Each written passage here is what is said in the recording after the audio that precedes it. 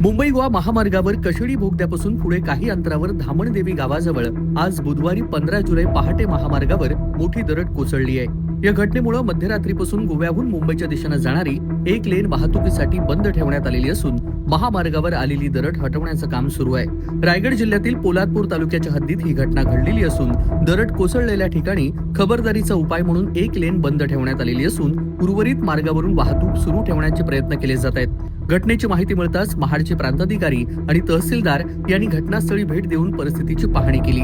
सोबतच महामार्गावरील दरड तातडीने हटवून वाहतूक सुरळीत करण्याच्या सूचना राष्ट्रीय महामार्ग बांधकाम विभागाला देण्यात आल्या। पावसाळ्यात मुंबई गोवा महामार्गावर दरड कोसळण्याच्या घटनांमुळे प्रवाशांच्या सुरक्षेचा प्रश्न पुन्हा एकदा ऐरणीवर आलाय। वाहन चालकांनी या मार्गावरून प्रवास करताना सतर्कता बाळगण्याचं आवाहन करण्यात आलंय। कोकण कट्टा न्यूज, रायगड। आजपर्यंत आपण पाहतोय की कोकणात विशेषतः रायगड जिल्ह्यात त्या डोंगर उताराला जिथे जिथे बांधकाम खात्याने छेद दिलेला आहे तिथे तिथे दगडी कोसळण्याचं प्रमाण वाढलेलं आहे। यापूर्वी जेव्हा समतल चर म्हणजे डोंगरावर पाणी जिरण्यासाठीचे चौकोन जे खणले जात होते त्यामुळे सुद्धा डोंगर कोसळलेले आहेत।